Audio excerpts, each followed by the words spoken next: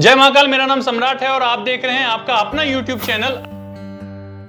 तो आज 2 अक्टूबर है और 2 अक्टूबर को गांधी जयंती के इस शुभ अवसर पे गांधी युग के बारे में हम आपके साथ डिस्कस करेंगे। ये पूरा का पूरा वीडियो जो है गांधी जी को हमारे तरफ से जो है एक श्रद्धांजलि होगी। तो इस वीडियो में जो है हम स्वराज पार्टी, साइमन कमीशन और बहुत सारे जो है ना इंपॉर्टेंट फैक्ट जो है और कुछ क्या क्या इंपॉर्टेंट क्वेश्चन बनते हैं गांधी युग से, ये सारे का सारे फैक्ट इस वीडियो में डिस्कस करेंगे। तो देखिए, यदि हम बात करें भारतीय राष्ट्रीय आंदोलन के बारे में तो इसे 3 अलग अलग कैटेगरी में हम लोग डिवाइड कर सकते हैं। उदारवादी चरण, उग्रवादी चरण और गांधीवादी चरण। ठीक है, उदारवादी चरण जो था वो नरमपंथी विचारधाराओं का था। नरमपंथी यानी कि जो है वो ज्यादा उग्र नहीं थे, झगड़ा झंझट में विश्वास नहीं करते थे। 1885 से लेके 1905 ईस्वी तक का जो समय रहा वो उदारवादियों का रहा। उसके बाद आया उग्र गरम, मतलब कि भगत सिंह वाला टेन्योर। उग्रवादी चरण उसे कह सकते हैं, गरमपंथी विचारधारा का। ठीक है, गरमपंथी विचारधारा कब से कब तक रहा? 1905 ईस्वी से लेके 1919 ईस्वी तक। उसके बाद आता है अपना गांधी युग। गांधी युग यानी कि 1919 से लेके आजादी तक, यानी कि 1947 तक। तो इसके बारे में जो है हम लोग डिटेल जो है इस वीडियो में समझेंगे। तो चलिए हम स्टार्ट करते हैं गांधी जी के बचपन से। गांधी जी कहां पैदा हुए थे ये आप लोगों को हो सकता है पहले से पता हो, तो हम एक बार रिमार्क करते हुए आगे बढ़ेंगे। गांधी जी गुजरात के पोरबंदर नामक जगह में पैदा हुए थे। जगह कौन सा था? गुजरात के पोरबंदर। 2 अक्टूबर 1869 यानी कि 1869 को जो है गांधी जी पैदा हुए थे गुजरात प्रांत के पोरबंदर जगह में। ठीक है, इनका वास्तविक नाम जो था मोहनदास था। गांधी जी का वास्तविक नाम क्या था? मोहनदास। इनके पिताजी का नाम करमचंद गांधी तथा माता का नाम पुतलीबाई था। 13 वर्ष की महज कम उम्र में ही कस्तूरबा के साथ इनका जो है शादी हो गया। तो इस तरह से गांधी जी की जो पत्नी हुई वो कस्तूरबा बाई हो गई। पिता जो है वो कौन हो गए? करमचंद गांधी हो गए और माता पुतलीबाई। ठीक है, इंपॉर्टेंट फैक्ट है, ये सब जो है अच्छे से आप याद कर लीजिए।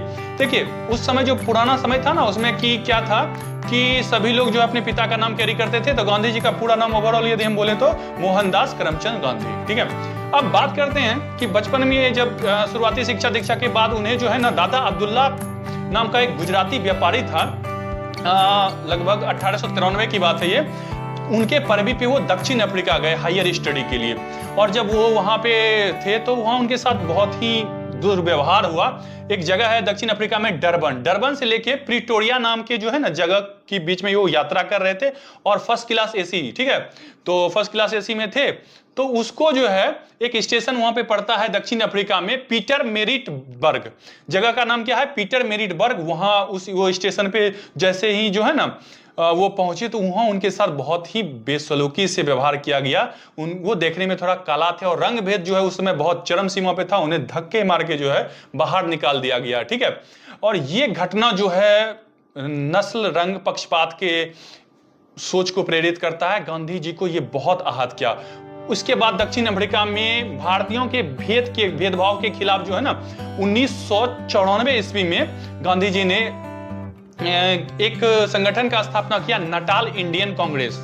आपको देखिए एक एक फैक्ट इंपॉर्टेंट है और याद रखना है, आपको हर तरह के कॉम्पिटिटिव एग्जाम में ये आपको यूज होगा। 1903 में जो है गांधी जी ने दक्षिण अफ्रीका से इंडियन ओपिनियन नामक पत्र निकालना चालू किया, जिसमें कि वो भारतीय क्या सोचते हैं। ओपिनियन मतलब क्या होता है? विचारधारा।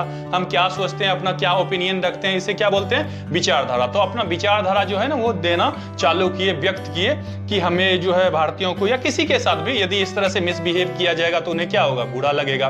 तो इस तरह से उन्होंने एक पत्रिका निकाला। उसके बाद से जो है अपना वो उसमें आर्टिकल लिखने लगे। 1904 ईस्वी में यदि बात करें, ठीक है, तो इंटरनेशनल प्लानिंग एक फिनिक्स नाम का जगह था। ठीक है, फिनिक्स नाम का एक आश्रम की स्थापना किया 1904 ईस्वी में। डरबन से ये लगभग 84 किलोमीटर दूर जगह था। उस जगह में जो है ना फिनिक्स जगह का नाम क्या था? फिनिक्स में जो है ना आश्रम की एक स्थापना की। 1906 में गांधी जी पहली बार दक्षिण अफ्रीका में सत्याग्रह, मतलब कि वो अपना मूवमेंट जो है ना पीसफुल मूवमेंट जो है चलाए।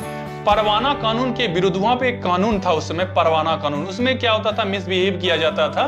ठीक है, जैसे कि रंग भेद, जैसे कोई उस समय गोरे लोग जो है काले लोगों को जो है तवज्जो नहीं देते थे, तो उसके खिलाफ गांधी जी ने क्या किया? एक मूवमेंट चलाया, पीसफुल मूवमेंट था ये। 1908 में गांधी जी दक्षिण अफ्रीका में पहली बार जेल गए। इंपॉर्टेंट क्वेश्चन, आपको अच्छे से जो है इसे समझना है। कब गए जेल? 1908 ईस्वी में गांधी जी दक्षिण अफ्रीका में सबसे पहली बार जेल गए। ठीक है, उसके बाद जो है वो सक्रिय रूप से राजनीति में रहे ही। महात्मा गांधी 9 जनवरी 1915 को दक्षिण अफ्रीका से भारत लौटे। इस दिन को भारत में प्रवासी दिवस के रूप में मनाया जाता है। कौन सा डेट? 9 जनवरी। 9 जनवरी को भारत में किस दिन में मनाया जाता है? प्रवासी दिवस में। भारत वापस आने के क्रम में उन्होंने भारत की पृष्ठभूमि और राजनीतिक स्थिति को समझने का प्रयास किया। जब वो पहले आए तो यहाँ के जो है पॉलिटिकल इशू को समझने की कोशिश किया। उनके जो गुरु रहे थे जिनसे वो प्रभावित थे वो थे गोपाल कृष्ण गोखले। क्वेश्चन पूछ देता है एसएससी बार बार, ठीक है, या बहुत सारे कॉम्पिटिटिव एग्जाम में देखने को मिलेगा। गांधी जी के गुरु कौन थे? राजनीतिक गुरु गोपाल कृष्ण गोखले थे। गांधी जी जब दक्षिण अफ्रीका से पहली बार भारत आए थे तो सबसे पहले उन्होंने गुजरात के अहमदाबाद में कोचरब आश्रम का स्थापना किया था। अहमदाबाद में किया था, ठीक है। देखिए, साबरमती आश्रम उनके नाम से बहुत सारा जुड़ा हुआ है और बहुत फेमस है, लेकिन पहला आश्रम जो उन्होंने बनाया था उस आश्रम का नाम क्या था? कोचरब आश्रम। देखिए, नाम थोड़ा सा अटपटा है लेकिन अच्छा से इसे याद रखिए, एग्जाम के पॉइंट ऑफ व्यू से ये इंपॉर्टेंट हो जाता है। कोचरब आश्रम का स्थापना किया अहमदाबाद से। हालांकि 2 साल बाद आश्रम में उस समय जो है ना बहुत सारा महामारी था, जैसे कि अभी कोविड वगैरह हुआ था ना महामारी, तो उसी तरह उसमें प्लेग बहुत ज्यादा फैला हुआ था। तो प्लेग के फैलने के कारण क्या हुआ कि आश्रम उनको बंद करना पड़ा और उसके बाद फिर आश्रम को शिफ्ट करना पड़ा साबरमती। कहाँ आश्रम को शिफ्ट करना पड़ा? साबरमती। साबरमती जो है एक नदी का नाम है, तो उसी साबरमती के नदी के किनारे जो है आश्रम को शिफ्ट करना पड़ा। साबरमती के किनारे आश्रम बनाने के कारण ही गांधी जी को जो है ना साबरमती का संत भी कहा जाता है, ठीक है। वैसे गांधी जी को महात्मा की उपाधि से नवाजा गया था। महात्मा की उपाधि गांधी जी को किसने दिए थे? ये भी क्वेश्चन जो है इंपॉर्टेंट है, तो ये आपको याद रखना है। महात्मा की उपाधि जो है उन्हें रविंद्रनाथ टैगोर ने दिया था। महात्मा गांधी जो है 9 जनवरी 1915 को भारत आए, ये इंपॉर्टेंट डेट है, याद रखना है। और 9 जनवरी को प्रवासी दिवस के रूप में मनाया जाता है। उनके जो है राजनीतिक गुरु कौन थे? गोपाल कृष्ण गोखले थे। तो इस तरह से फैक्ट को जो है अच्छे से लिखते चलिए, याद करते जाइए। आगे बढ़ते हैं कि जब गांधी जी दक्षिण अफ्रीका से भारत लौटे थे तब उस समय दुनिया में प्रथम विश्व युद्ध चल रहा था। प्रथम विश्व युद्ध का टेन्योर क्या था? 1914 से लेकर 18 तक ये जो है टेन्योर था। वो 15 में लौटे उस समय, यानी कि स्टार्टिंग पीरियड ही था। गांधी जी ने अंग्रेजों को विश्व युद्ध में सहायता करने की नीति को बढ़ावा दिया, यानी कि भारतीयों को बोला कि अंग्रेज का सपोर्ट करो, इसके साथ विश्व युद्ध लड़ो और इसके बदले में हो सकता है कि ये लोग जो है भारत को छोड़ दे या नरम व्यवहार करे। इस क्रम में गांधी जी ने भारतीयों को विश्व युद्ध में अंग्रेजों की मदद करने के लिए बहुत ज्यादा जो है अपील किया, जिसके कारण जो है ना भारत के लोग उन्हें भर्ती करने वाला सार्जेंट भी कहा करने लगा था, चिढ़ाने लगा था, ठीक है। सार्जेंट क्या होता है? ये आर्मी का एक पद होता है, ठीक है। अंग्रेजों ने गांधी को इसके बदले में, ये जो गांधी जी बहुत ज्यादा उसको सपोर्ट किए, ठीक है ना, विश्व युद्ध में जो है अपना भारतीय लोगों को जो है बोले कि आप जो है हिस्सा लीजिए, तो 1915 में केसरे हिंद की उपाधि दिया था। अंग्रेज ने इस जो फेवर के बदले क्या किया था? 1915 में उन्हें केसरे हिंद की उपाधि, केसर मतलब सिंह होता है, ठीक है, यानी कि भारत का शेर। अंग्रेज के एक तरह से कहिए कि सपोर्ट करने के कारण अंग्रेज ने इन्हें बड़ा चढ़ा के उपाधि दिया था। ऐसे गांधी जी का जो ये स्टार्टिंग पीरियड है, ठीक है ना, स्टार्टिंग पीरियड में गांधी जी अभी आए ही हैं भारत और ये जो है भारत की राजनीति को समझ रहे हैं, तो ये अपने हिसाब से सोच रहे थे, ठीक है। तो उस समय गांधी जी से ये जो भी हुआ, ये डिसीजन पता नहीं अच्छा था जैसा भी था, तो उसमें बहुत आलोचना इन्हें सहनी पड़ी।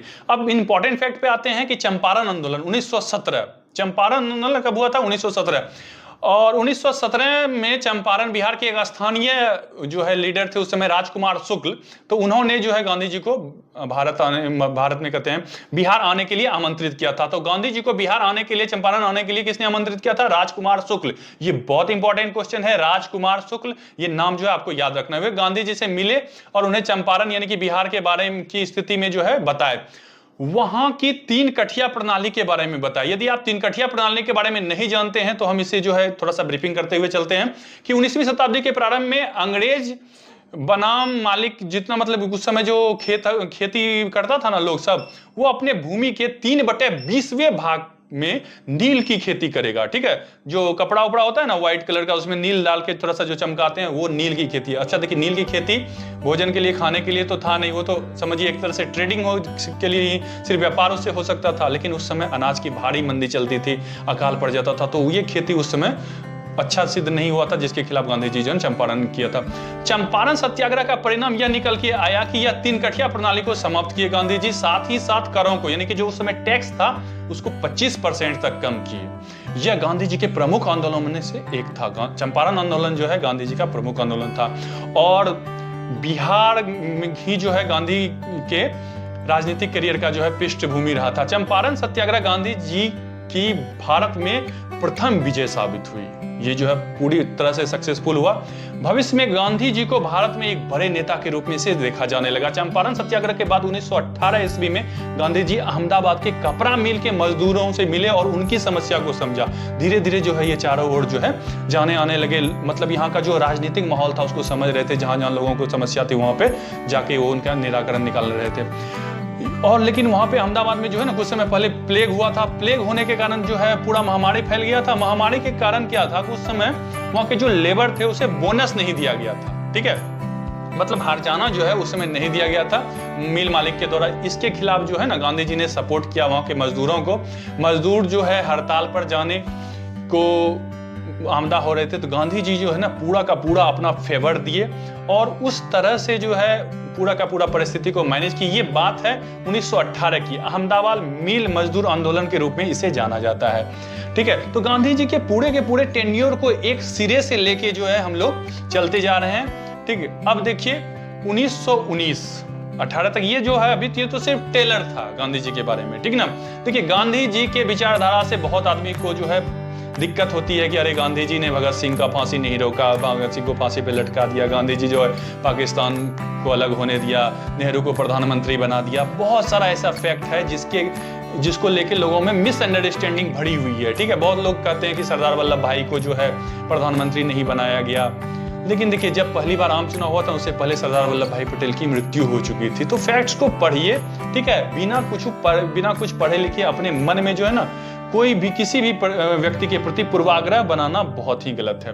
तो इस तरह से जो है वो मजदूरों का हेल्प किए। उसके बाद उन्हें 35% तक बोनस मिलना चाहिए, इस पे जो है वो दबाव बनाए मिल मालिक पे। प्रथम विश्व युद्ध के कारण महंगाई काफी बढ़ चुकी थी, तो थोड़ा सा दिक्कत हुआ उस समय, लेकिन मिल मालिक मान गए, गांधी जी की उसमें भी जीत हुई। इसके बाद उसी वर्ष यानी कि 1918 में ही गांधी जी ने खेरा गुजरात में हो रहे किसानों के अत्याचार के विरुद्ध में जो है ना अंग्रेजों के खिलाफ जो है फिर से जो है अपना मोर्चा कसा और उस तरह से पूरी तरह से जो है कि वो मोर्चा कसने के बाद वो अपना आंदोलन चलाए। आंदोलन चलाने के बाद जो है वहां पे खेरा कहाँ पे पड़ता है, गुजरात में, और उसमें क्या क्या हुआ ये चीज हम आपको अच्छे से बताते हैं। गांधी जी ने किसानों को लगान ना देने के लिए कहा, बोला कि भाई इतना ज्यादा टैक्स, लगान मतलब टैक्स, ठीक है, तो लगान जो है बोला इतना ज्यादा लगान देने से क्या होगा कि फसल का जो है बहुत ज्यादा हिस्सा तो टैक्स में ही चला जाएगा, तो बचेगा क्या, गरीब किसान और ज्यादा गरीब होते चले जा रहे थे, तो किसान को लगान देने से मना किया गया। ठीक है, इस मामले की जांच के बाद ये डिस्कस निकाला गया कि लगान देना जो है माफ करना चाहिए। अंग्रेजों के साथ जो है बातचीत हुई, गांधी जी पढ़े लिखे थे, बैरिस्टर आदमी थे, तो ये बहुत ही सॉफ्ट तरीके से इसे हटाया। अब बात आती है गांधी युग की यानी 1919। अब गांधी जी जो है अपने फुल फ्लेजर में आ चुके हैं। रोलेक्ट एक्ट जो कि एक शर्मनाक एक्ट था, यानी कि बिना कैदी को बुलाए, समझे, इसको कहा जाता था बिना अपील, बिना वकील, बिना दलील, ठीक है, कानून जो है अंग्रेज ऑर्डर किया, बस फांसी पे चढ़ा दिया या जो भी सजा देना हो दे दिया। जब 1918 में विश्व युद्ध समाप्त हो गया था तो उसके बाद 1919 में अंग्रेजों के द्वारा रोलेक्ट एक्ट लाया गया। ठीक है, परंतु उस एक्ट में भारतीयों के लिए कोई अच्छी बात नहीं थी, जैसा कि गांधी जी सोच रहे थे कि इसमें कुछ अच्छा हो, ऐसा कोई अच्छा नहीं। हमने ऊपर इससे देखिए, इससे पहले हम ऑलरेडी जो है चर्चा कर दिए कि गांधी जी जो है भारतीयों को विश्व युद्ध के लिए प्रेरित कर रहे थे, अंग्रेजी सेना में भर्ती होने के लिए प्रोत्साहन दिए थे, प्रोत्साहन देने के कारण जो है उन्हें केसर हिंद का भी उपाधि दिया। लेकिन गांधी जी को ये उपाधि जो है ना उनको फेवर करने के लिए मिला, लेकिन बार बार गांधी जी क्या कर रहे थे, भारतीयों का फेवर कर रहे थे। ठीक है, रोलेक्ट एक्ट के खिलाफ गांधी जी थे पूरा, तो उसके बाद जो है रोलेक्ट एक्ट के खिलाफ जो गांधी जी प्रदर्शन किए, तो उसी ये सब क्रम में क्या हुआ, गांधी जी को जो केसर हिंद की उपाधि दिया था ना वो भी गांधी जी लौटा दिए। अब फिर 1919 की ही एक महत्वपूर्ण घटना आ जाती है, जलियांवाला बाग नरसंहार कहिए आप इसे। ठीक है, पंजाब के दो लोकप्रिय नेता डॉक्टर सत्यपाल और डॉक्टर सैफुद्दीन किचलू, ठीक है, की गिरफ्तारी के बाद जनता में क्रोध भर गया था। ठीक है, पूरा जनता जो है ना हिंसक हो गया था, मूवमेंट बहुत तेज हो गया था, जगह जगह पे हिंसाएं हो रही थी, लोग एक दूसरे को मारने के लिए जो है तैयार हो गया था। अमृतसर शहर जो है पंजाब का एक शहर है, अमृतसर शहर में 13 अप्रैल 1919 को शाम 5 बजे यानी कि शाम के टाइम में जलियांवाला बाग में विशाल सभा में रोलेक्ट एक्ट और डॉक्टर सतपाल के बारे में जो है भाषण चल रही थी। लोग जो है ना इसके खिलाफ जो है योजना बना रहे थे कि किस तरह से इससे निपटा जाए। उसी समय सैन्य अधिकारी ब्रिगेडियर जनरल रोनियाल्ड डायर नाम था उसका, ठीक है। उसका देखिए पूरा नाम क्या था,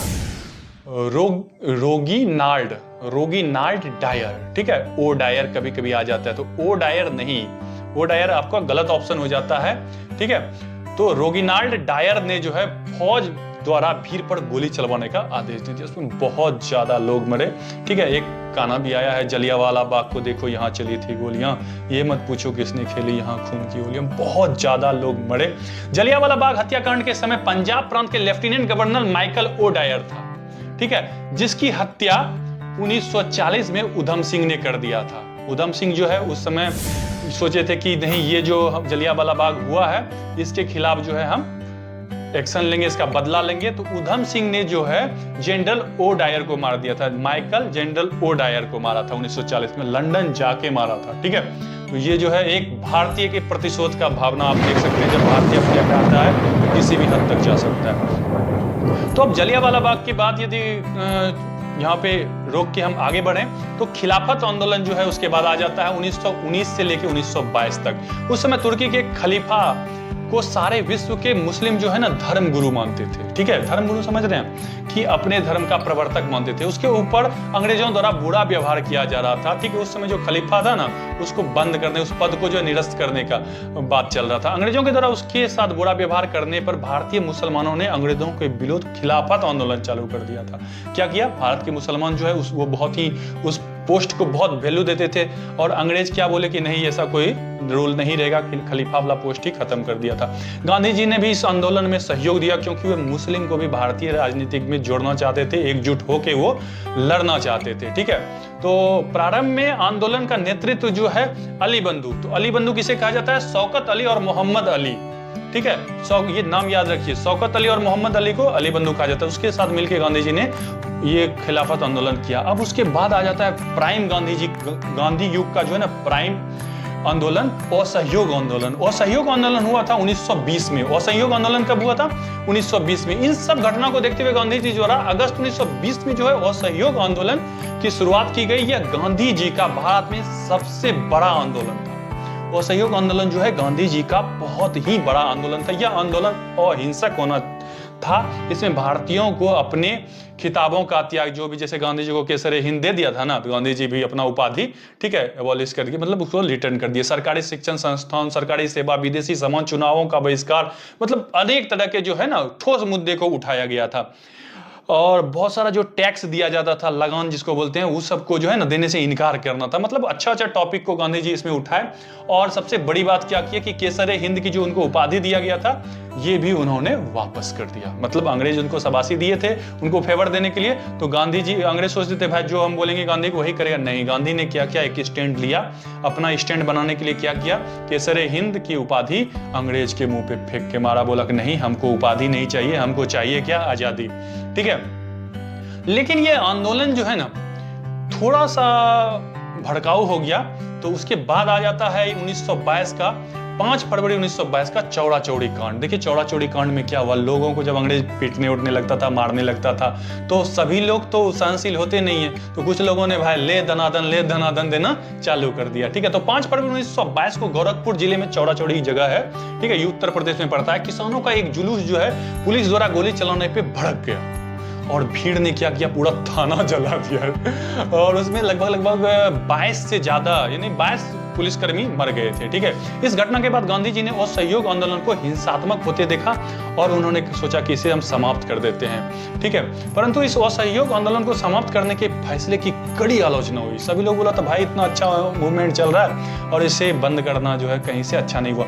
जैसे कि नेताजी सुभाष चंद्र बोस के द्वारा जो है इस फैसले को राष्ट्रीय संकट कहा गया था। क्या कहा गया था, राष्ट्रीय संकट। बोला ये राष्ट्र के लिए बहुत इंपॉर्टेंट है और ऐसे समय में इसको बंद करना कहीं से जो है अच्छा नहीं है। कई नेता जैसे कि चितरंजन दास और जो भी गरम दल के स्वभाव के थे वो सभी इसका विरोध किए। अब आ जाते हैं 22 के बाद 23 पे स्वराज पार्टी, ठीक है। ये गांधी युग का जो है एक पूरा का पूरा टेन्योर हम धीरे धीरे करते हुए आपको बताते जा रहे हैं, ठीक है। इस वीडियो को एक बार में यदि समझ में नहीं आया तो एक बार 2 बार देखिए और नोट्स बना लीजिए, आपको बहुत यूजफुल होगा। तो स्वराज पार्टी की स्थापना 1923 में हुई और कुछ नेता जो है गांधी के विचार से सहमत नहीं थे, जैसे चितरंजन दास, मोतीलाल नेहरू और भी बहुत सारे थे। तो गांधी जी के विचारधारा से सहमत नहीं होने के कारण इन्होंने एक नई पार्टी का स्थापना किया। उस पार्टी का नाम क्या रखा? स्वराज पार्टी। स्वराज पार्टी जो है 1927 में हुआ। इस क्रम में चित्तरंजन दास और मोतीलाल नेहरू ने इलाहाबाद में मार्च जो है चालू किया और स्वराज पार्टी को लेके आगे बढ़े। उसके बाद फिर ये टेन्योर चला, आंदोलन होते रहा। उसके बाद 1928 में फिर एक इंपॉर्टेंट फैक्ट आ जाता है, उसे आप लोग अच्छे से याद रखें। साइमन कमीशन जो है आया हुआ था। साइमन कमीशन 1928 में संवैधानिक सुधार का अध्ययन करने के लिए भारत आया था। किसके लिए आया था? संवैधानिक सुधार, बहुत सारे चीज में जो है सुधार लाने के लिए आया था। भारतीय संवैधानिक सुधारों को देखने के लिए साइमन कमीशन यहाँ आया था। साइमन कमीशन को रिसीव कौन किया था? तो डॉक्टर भीमराव अंबेडकर ने। उस समय जो है भीमराव अंबेडकर अंग्रेज के लिए काम करते थे। साइमन कमीशन का नेतृत्व जो है सर जॉन साइमन ने किया था। इसमें 7 अंग्रेज सदस्य थे। कितने अंग्रेज सदस्य थे? 7 अंग्रेज सदस्य। चूंकि इसमें एक भी भारतीय नहीं था, ठीक है, कोई भी जैसे कि टीम बन रहा है तो उसमें भारत का भी तो कुछ लोग होता ना, एक भी भारतीय नहीं था, जिसके कारण इसका बहिष्कार किया गया। साइमन कमीशन 3 फरवरी 1928 को विलायत से यानी कि विदेश से जो है भारत पहुंचा। इसका स्वागत देशव्यापी हड़ताल से किया गया, मतलब हर तरफ हड़ताल।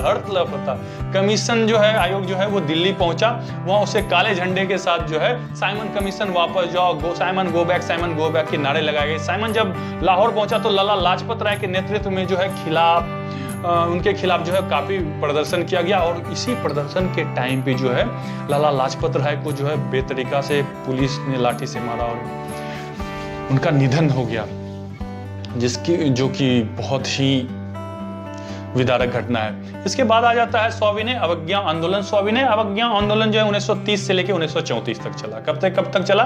1930 से लेके 1934 तक चला और 1931 ईस्वी में गांधी इडविन समझौता भी हो गया था, तो ये भी आपको याद रखना है। तो देखिए, यह आंदोलन गांधी जी के असहयोग आंदोलन के बाद दूसरा सबसे बड़ा आंदोलन था, जो कि पूरा देश पे लगभग जो है ना मतलब पैन इंडिया मूवमेंट इसको कह सकते हैं। यह आंदोलन 1930 से लेकर 1934 तक चला और इसमें देखिए सबसे बड़ी बात क्या है कि इसी समय के बीच में एक ऐसा समय था जिसमें यह आंदोलन नहीं चल रहा था। इसका तात्पर्य यह है कि 1930 से लेकर 1934 तक यह आंदोलन 2 चरणों में चला। बीच में कुछ टाइम तक ये मतलब शुरू हो गया था, खत्म क्या कहें इसे।